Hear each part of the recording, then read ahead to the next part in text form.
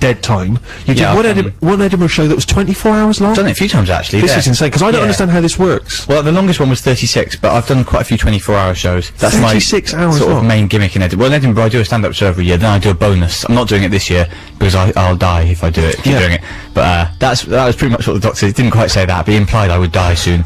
And then my wife asked me nicely to stop doing it, but I did it in Australia this year. And she asked me forcefully not to do it. But how do you fill up the time? Is it just you've not surely got 36 hours worth of jokes? It's hard to, no, I haven't. No, hardly any of it is actual jokes. It's more just, it's a bit like this, really. Yeah, just sort of keep hoping for the best. Yeah. And a lot of the audience, I designed it as a thing where the audience could come and go, like a radio show.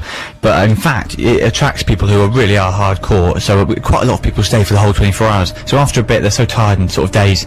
It's like a sleepover where everything becomes funny after a while. Also, they're asleep for some parts of it, so those bits I can sort of go on cruise control of it. And you are talking constantly that whole time? Pretty much, except guests do come in. Right. I don't really schedule guests, but quite a lot of comics sort of drop in, and then if I see someone, I'll get them up on stage and chat to them a bit. So it is a bit like a radio show, or just like a very long, odd dream. And what's the reason for it, though? Is it a Guinness record? Yeah, there's no real reason for it. I started as a record attempt, but then I thought I don't really care about that, because if you do it, becomes like there's all these endurance rules, like you have to have a break every 2 minutes. And so in the end, I just did it for the hell of it for the first time. I proposed to my then girlfriend at the end of it, the first year. Oh, that's that got a bit of attention. So then after that, so you did it as a publicity scheme.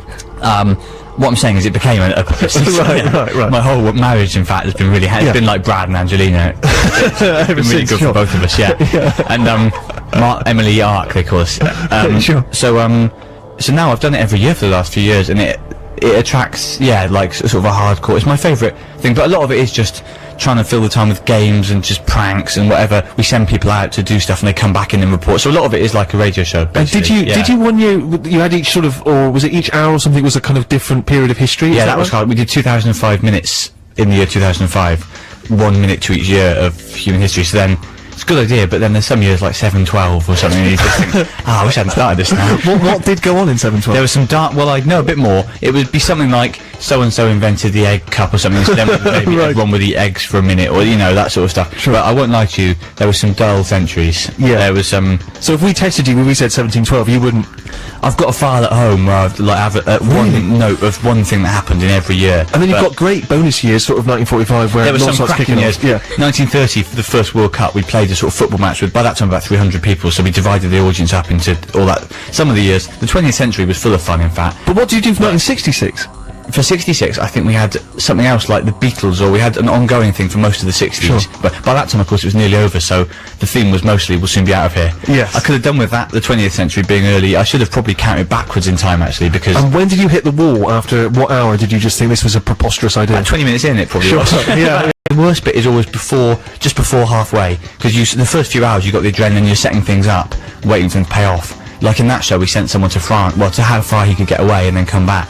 Really? And he went from Edinburgh down the train and got across and came back from Calais, all that kind of thing. Wow, and that's then extraordinary. He just made it back in time for the end of the show.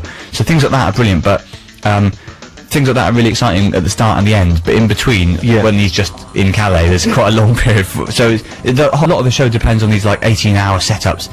So the hardest bit is normally about 9 or 10 hours in, when you set up loads of things and you're waiting for them to, and it's not quite halfway. When it's halfway, you can have a bit of sort of excitement. Yeah. But that ninth, it's what they always say, isn't it? The 9th hour of comedy is the killer. I tell you this though, if you're ever struggling, just mention the Wonder Stuff. It's why I get invited on these radio shows. Yeah, exactly. They know I can fill. Listen, you filled it excellently, guys. You filled a good 5 or 10 minutes there.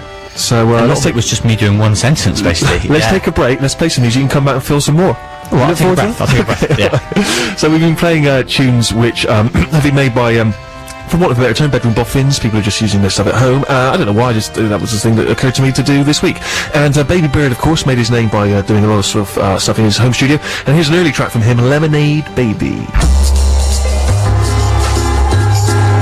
From I Was Born a Man, released in 1995, that's Baby Bird and Lemonade Baby. We're playing that because for some reason I've arbitrarily decided to play music by people who I can't try to think of another term other than bedroom boffins, but I can't think of one off the top of my head. There's not another one. There's not, that's it, isn't it? Yeah. Perfectly sums it up.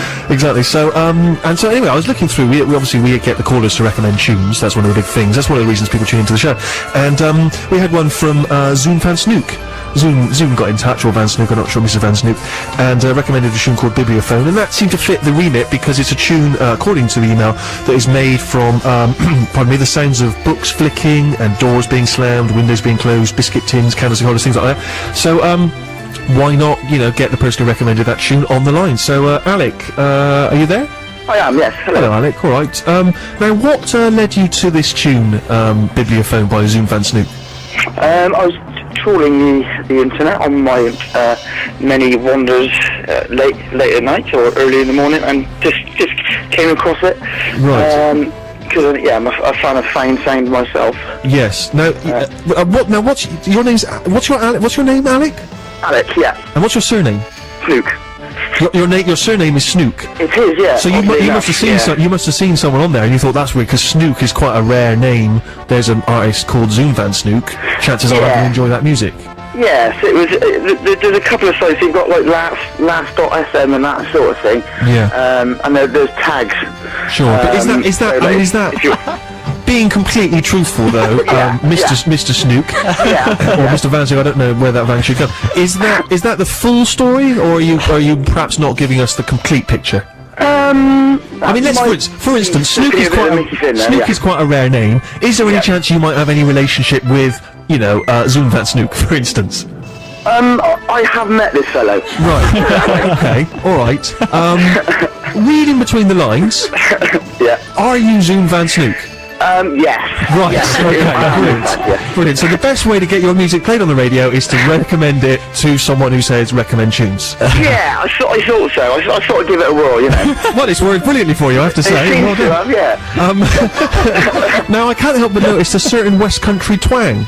Yes, that's right, yeah. I'm from Bristol. So you're from Bristol. Listen, I should just point out to you, people are going to start to think this is all getting a bit incestuous. We got Mark Watson here, he's from Bristol. Obviously, I'm a Bristol lad. You're from Bristol. It's just getting a bit weird. Where are you from in Bristol? Bedminster. Right, okay. Wow, this is just strange. Well, anyway, what can I say? Can you tell us more about the tune? How did it come together? What's the story? Well, yeah, basically I've got sort of bedroom studio and whatnot. I just, I guess it's money as well.